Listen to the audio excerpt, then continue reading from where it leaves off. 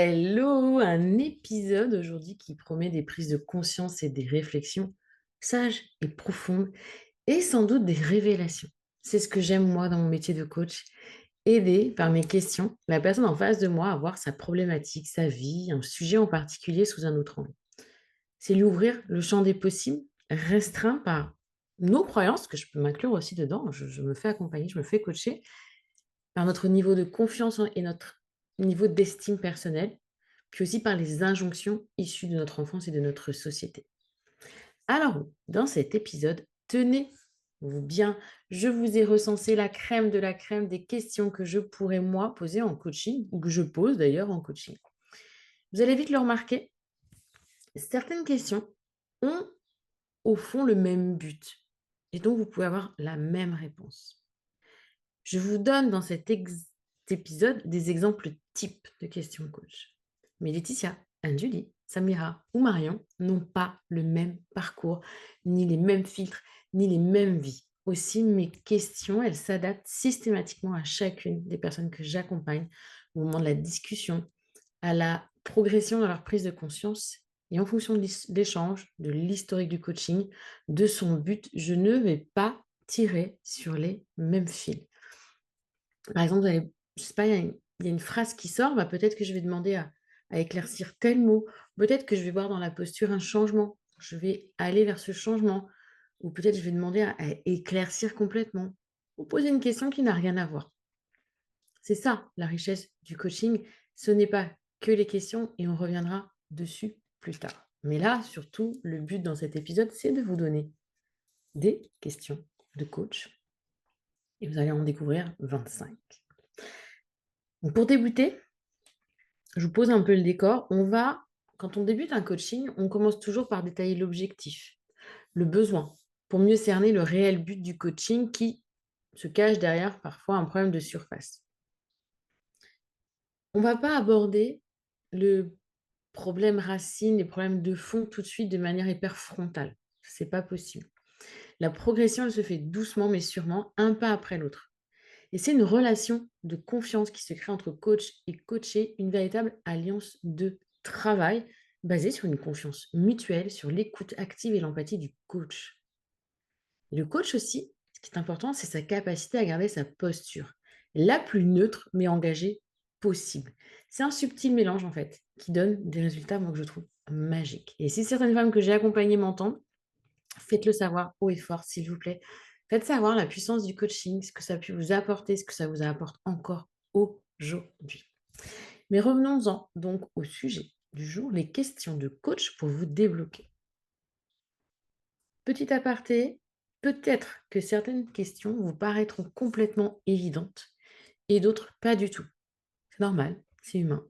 Répondez à celles qui ne vous bloquent pas pour le moment et laissez les autres, entre guillemets, infuser. Les réponses viendront en temps voulu d'elles-mêmes. Et n'oubliez pas une fois de plus que c'est une liste de questions.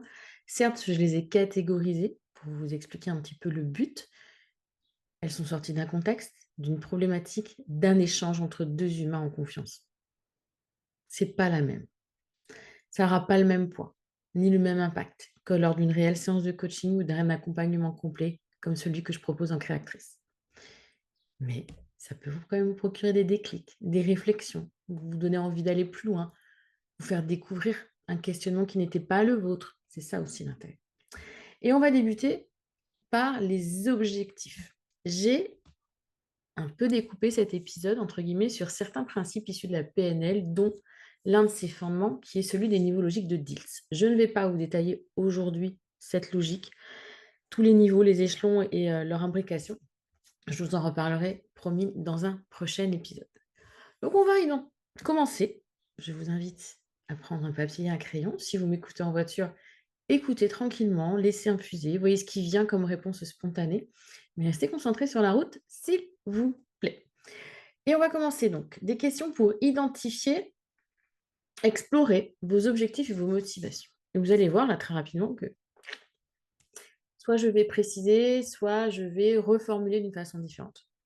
Parfois, il m'arrive de poser deux, trois fois une question à des moments différents d'une séance, mais de le formuler d'une façon autre pour être sûr que j'ai bien compris, pour être sûr aussi que le coaché il a bien compris ce qu'il voulait dire aussi et qu'il est OK avec lui-même. Parce que parfois, on répond un truc, puis il fait: «C'est pas vraiment ça, mais j'ose pas lui dire», enfin bref. Donc la première question de cette série de 25, c'est quel est l'objectif précis que vous souhaitez atteindre et comment sa réalisation changerait votre vie? Parce que atteindre un objectif, c'est bien, mais en quoi c'est important? En quoi, qu'est-ce que ça va vous apporter? Comment sauriez-vous que vous avez atteint cet objectif? Quels seront les signes ou indicateurs? Là, on va le préciser pour aller vers un objectif que l'on dit SMART, et ça, c'est hyper important en coaching. On a besoin, en début de coaching, de se dire, bah, mon objectif, c'est ça, et on saura en fin de coaching qu'on l'a atteint parce qu'il y a ça. Troisième question, qu'aimeriez-vous vous dire à l'aube de vos 80 ans concernant votre vie? Et j'enchaîne, parfois vous avez des doubles questions. Donc en fait, vous avez bien plus que 25, mais on va pas le dire. Qu'est-ce que vous pouvez commencer aujourd'hui pour cheminer vers ça? Si, quatrième, si vous vous voyez comme la meilleure version de vous-même dans un an, quelles actions auriez-vous prises aujourd'hui pour y parvenir? Je n'aime pas le terme meilleure version de vous-même, mais je sais que vous, ça vous parle. Donc, en fonction de mes coachés, je vais pouvoir l'appliquer ou pas. Cinquième, et celle-là, je l'adore, j'ai d'ailleurs une petite baguette magique qui m'attend toujours sur mon bureau. Si vous aviez une baguette magique, que feriez-vous de différent ou de plus? Sixième question, quel est le prix que vous êtes prête à payer pour atteindre cet objectif ou vos objectifs? Ça, c'est une question importante, très importante. Septième, quelles sont les 3 choses les plus importantes que vous voudriez accomplir dans les 5 prochaines années? Et en quoi elles sont essentielles pour vous? Petit aparté pour les projecteurs en Human Design, comment définissez-vous le succès pour vous-même? Ça veut dire quoi réussir pour vous? Deuxième question pour les projecteurs, et si vous étiez assuré de réussir, quel projet ou objectif entreprendriez-vous immédiatement? Et pourquoi est-ce si important pour vous? Toutes ces questions, vous l'avez compris, ont pour but d'explorer aspiration, objectif, intention et d'identifier la réelle motivation, ainsi que par là même les freins, blocages et croyances. Parce que quand on vous demande de nous parler de vos objectifs, généralement, vous nous en dites un peu plus. Et ces questions permettent également de clarifier la vision et la définition que chacun se fait de sa réussite. Puis j'aime vraiment comprendre en quoi c'est important pour la femme que j'ai en face de moi d'avancer dans cette direction.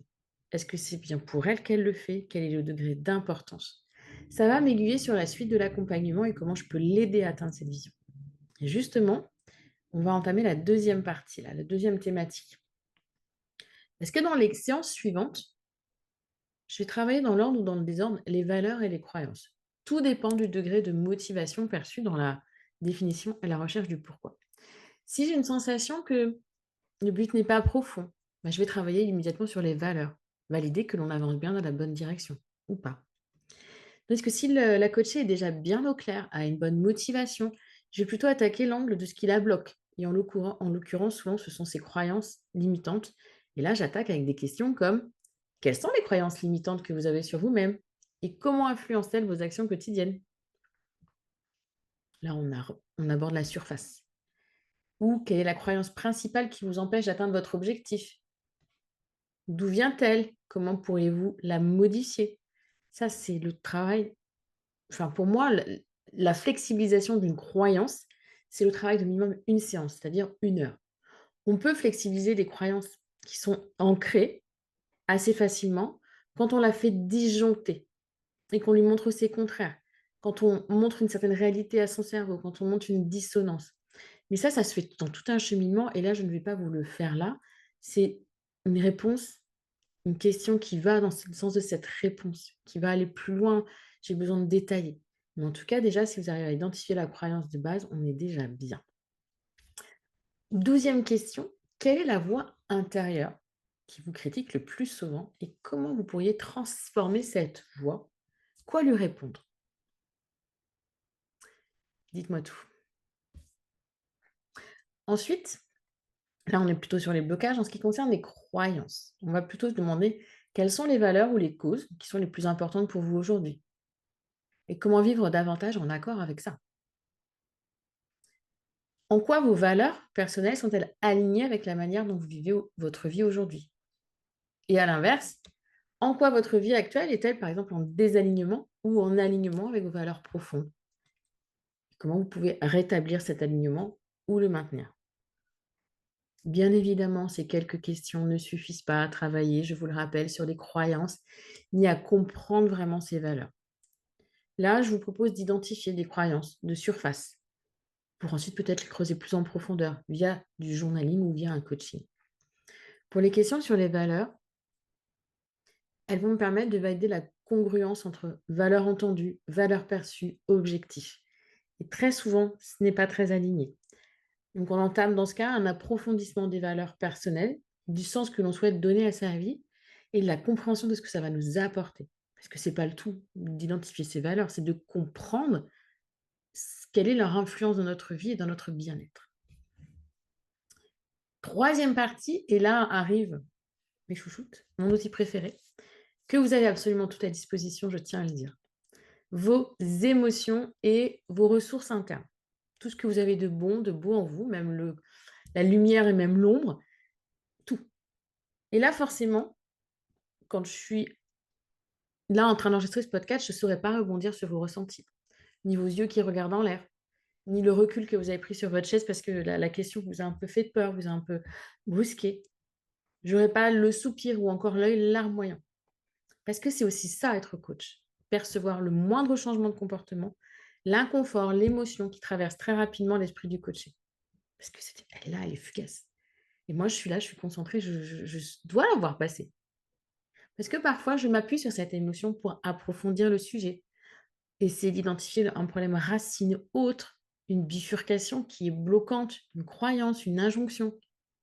Et parfois pas, car je sens que la personne que j'ai face à moi n'est pas prête à vivre cette émotion. Mais vous, là, qui m'écoutez, réfléchissez à ces questions. On en est à la 16e. Lorsque vous pensez à votre objectif ou à votre problématique, quelles émotions ressentez-vous? Et comment ces émotions affectent-elles votre comportement? Ensuite, quelles sont les émotions ou les ressources internes dont vous avez besoin pour réussir? Comment pouvez-vous accéder à ces ressources? Question intéressante. Quelles sont les réussites dont vous êtes la plus fière?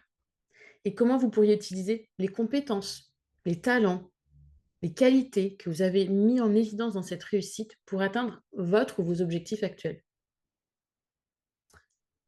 Quelles habitudes actuelles avez-vous besoin de changer ou d'améliorer pour atteindre vos objectifs? En gros, quelles habitudes aidantes, soutenantes pourriez-vous mettre en place? Et en termes d'émotions, je vais vous parler de peur. Quelles sont vos 3 plus grandes peurs? Celles qui vous retiennent? Comment vous pourriez On parle souvent de les confronter. Moi, j'ai plutôt envie de vous dire de les accompagner. Question 21. Quel est le plus grand obstacle que vous avez surmonté jusqu'à présent? Et quelles compétences, qualités avez-vous développées à travers cette expérience? Vous voyez, certaines questions, elles font écho, elles se répondent. D'autres sont des doublons et c'est normal puisque vous, là qui m'écoutez, Marie, Josiane, Claire, Isabelle, peu importe comment vous appelez, chacune d'entre vous va avoir sa réaction, sa pensée par rapport à une question. Ou un blocage. Ah, cette question-là, j'arrive pas à répondre. Mais 3 lignes plus loin, je pose à peu près la même question, tournée d'une façon différente. Et là, ça va être tout de suite, ça va être fluide. D'où l'intérêt d'avoir aussi un jargon, des mots-clés et de s'adapter aux mots-clés de la personne que l'on a en face de soi. Un coach rebondit souvent sur des mots, reprend les mots de la personne qui l'accompagne pour être sûr d'être bien compris. Et ça, c'est important. Ce que je ne peux pas faire, vous l'aurez compris dans cet épisode. Donc, émotion, pourquoi je vous dis que c'est si important? Parce que l'émotion impacte votre comportement. La joie va avoir tendance à vous dynamiser, la peur à vous freiner. Donc oui, identifier et comprendre l'émotion, c'est comme avoir à sa disposition une petite boussole là, qui nous indique la bonne direction. La peur, je sais, elle vous freine, elle vous bloque, mais pourtant, c'est vraiment une alliée puissante dans votre cheminement. Apprenez à lui tenir la main plutôt qu'à batailler avec elle et à faire la route ensemble. Je vous assure, vous aurez moins de mauvaises surprises et surtout, vous serez dans le mouvement. Et j'ai un secret à vous révéler. Ça reste entre nous. On va parler d'une question. Vous êtes prête? Parce que pour moi, l'une des questions les plus puissantes en coaching, elle est hyper et méga simple. c'est comment. À l'inverse du pourquoi qui vient accuser, culpabiliser, voire infliger, pensez comment et vous verrez la différence. Comment atteindre cet objectif? Comment être ceci? Comment avoir plus confiance en moi? Comment lui dire les choses? Comment mieux m'organiser? Comment: «Ah, pourquoi j'ai encore échoué? Oh, pourquoi j'y arrive pas? Pourquoi il veut pas comprendre ce que je lui dis?» Non, comment lui faire comprendre ce que je veux? Et ça change toute la dynamique. On arrive aux dernières questions, mais pas tout à fait, on a encore 2 parties. Je vous ai parlé au tout début des niveaux logiques de Dilt. Et le dernier step de ces niveaux, parce qu'il y a un autre niveau dit, «élévation» entre guillemets, c'est la mission de vie. Quelque chose qui en gros nous dépasse, un but profond vers lequel chaque être humain est amené à tendre. Donc les questions qui pourraient être associées, c'est: quelle est la mission personnelle qui vous inspire le plus? Votre vision, au-delà de vous? Comment pouvez-vous commencer à travailler sur cette vision? Autre chose peut-être pour donner du sens, si vous deviez donner un conseil à votre moi de 10 ans dans le passé, que lui diriez-vous pour donner plus de sens à votre vie aujourd'hui? Souvent, les créatrices, donc les femmes que j'accompagne, ce qu'elles ressentent, c'est une perte de sens, un quotidien qui devrait les rendre heureuses, mais qui leur paraît fade. Et c'est là que le sens, la mission de vie intervient. Les valeurs, c'est un premier pas, un premier step. Mais si on veut aller au-delà, qu'est-ce qui va nous nourrir encore plus? Pour mon cas personnel, le dernier échelon de ces niveaux, c'est d'aider les femmes, de vous aider vous, à vous sentir mieux, à vous créer une vie plus légère, sereine et joyeuse. Et c'est plus grand que moi. Je ne sais pas aujourd'hui combien de femmes réellement ma cohérence a aidé. Je ne saurais plus comptabiliser en fait. Le coffret d'e-book qu'on a vendu la fin juin a été vendu à plus de 2000 femmes. Donc il y a plus de 2000 femmes qui ont été avec ça. Il y a plus de 50 femmes qui ont rejoint Créatrice. Il y a plus de 200 femmes qui ont fait, la formation sur le bullet journal. Plus de 100 femmes qui ont fait la formation sur, la confiance en soi, et cetera, et cetera. Et donc ça me dépasse, c'est plus grand que moi et ça me nourrit. Attention toutefois à ne pas tomber dans le stéréotype de la mission de vie et d'en faire une excuse: «Non, non, moi j'ai pas trop ma mission de vie». On en a plusieurs des missions de vie. Ça, c'est ma vision à moi. Être mère, femme, sœur, copine, manager, chef d'entreprise, employée, conjointe, tout ça, ce sont nos missions et ça reflète notre vie. À voir laquelle, en fait, vous souhaitez embrasser. Est-ce qu'il y a une mission aujourd'hui qui vous parle le plus? Et quel est l'équilibre qui vous convient entre toutes ces facettes? C'est ça aussi l'important. Parce qu'avoir une seule et unique mission de vie, c'est bien, mais est-ce qu'elle est en cohérence avec le reste? D'où, vous l'aurez compris, le choix du nom de ma société, ma cohérence. Parce que cette entreprise, ce que je vous propose aujourd'hui, quand je vous parle de ma mission qui est de vous accompagner à mieux être, ça me nourrit, mais ça vient aussi nourrir mon équilibre de vie, une harmonie dans mon quotidien. Et d'ailleurs, question bonus, ça serait quoi une vie en cohérence pour vous? Ce serait quoi une vie équilibrée pour vous? Dernière partie, qui là, parmi vous, n'a pas envie de plus de moments de joie? Qui, parmi vous qui m'écoutez, ne ressent pas le besoin d'épanouissement? Normalement, toutes. Mais vous êtes-vous déjà posé 10 à 15 minutes avec vous-même pour vous demander: «Comment?» Oui, comment? Fameuse question simple et efficace du coach que chacune d'entre vous peut se poser librement. D'ailleurs, toutes les questions que je vous pose aujourd'hui là de coach, vous pouvez l'utiliser pour du journaling. C'est un effet garanti. Rien de mieux que des bonnes questions d'introspection, un joli carnet de journaling et un bon stylo pour travailler sur soi à son rythme et générer des déclics qui peuvent changer la donne. Vous savez, c'est un peu cet effet boule de neige, hein. Je fais une boule de neige et d'un coup d'un seul, ça devient une avalanche. Promis, on ne va pas aller jusqu'à l'avalanche. Petit à petit, on avance. Qui va doucement, va sûrement et qui va sûrement, va longtemps. C'est ça que j'aime aussi dans mon métier. 24e question, si on oublie les questions subsidiaires, les questions bonus, et cetera. Quelles sont les activités ou les moments de votre vie qui vous apportent le plus de joie et de satisfaction? Et comment vous pouvez intégrer davantage ces éléments dans votre quotidien? Autre question, quand avez-vous ressenti un profond sentiment de gratitude récemment? Et qu'est-ce qui a suscité ce sentiment? Quels sont les moments ou les situations dans lesquelles vous vous sentez la plus authentique et la plus alignée avec vous-même? Là, outre la joie, vous devriez mettre le doigt sur des valeurs également. Je dis ça, je ne dis rien. Parce que oui, j'allais pas vous laisser avec la simple question «comment?» pour vous aider à trouver ce qui vous fait du bien, ce qui serait bon de parsemer un peu plus votre quotidien. Là, les 3 questions que je viens de vous poser, elles vont vous permettre d'identifier les contextes, les expériences, voir les personnes avec lesquelles vous vous sentez le mieux. Ces moments peut-être un peu suspendus où vous vous sentez juste bien et à votre juste place. Ils sont tellement rares, donc comment en avoir plus dans votre vie? Cet épisode-là, il touche à sa fin. J'ai encore quelque chose à vous dire, mais vraiment, j'espère qu'il vous a aidé à comprendre la complexité du questionnement, qu'aujourd'hui vous répondrez ça, que telle question va vous parler, mais de toute façon dans 10 jours ce sera une autre, dans un an ce sera autre. C'est aussi ça la complexité de mon métier, c'est pas juste poser des questions, c'est savoir s'adapter à la situation, à l'environnement, à la personne, à ses émotions, à son historique.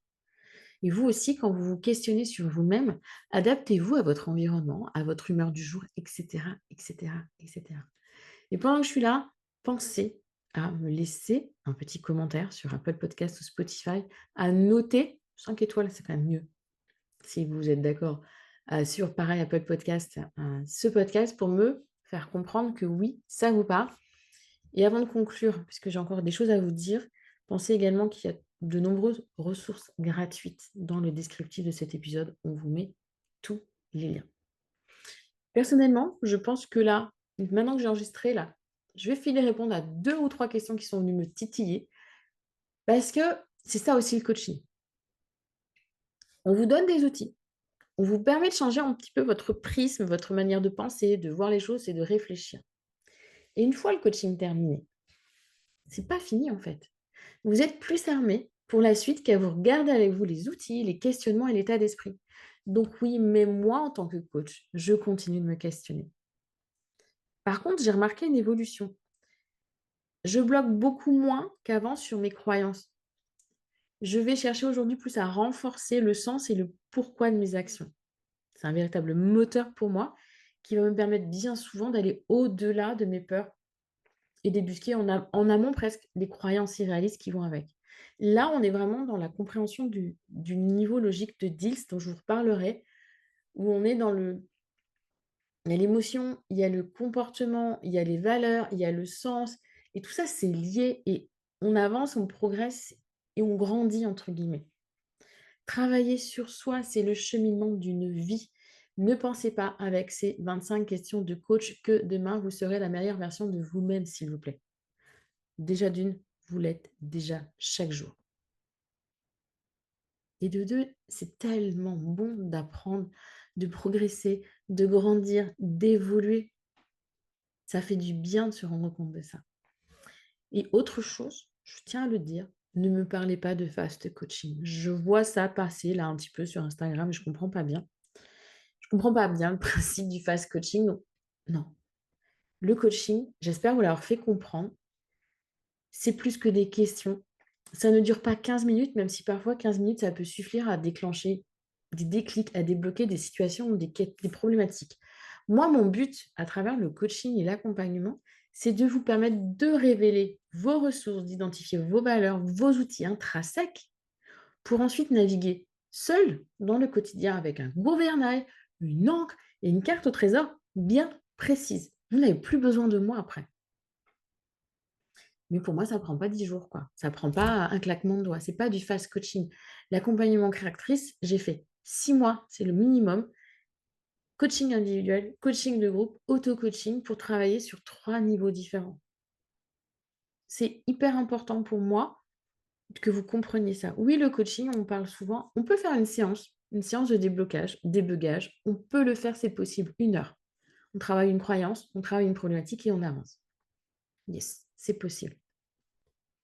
Et si vous avez vraiment envie de changer les choses dans votre quotidien, changer le prisme, changer votre manière de vous voir, de percevoir les autres, de vous détacher du regard des autres, de trouver votre juste place, d'apprendre à vous affirmer, à dire non, d'avoir plus confiance en vous, de reprendre de l'estime personnelle, de vous reconnecter à vos émotions.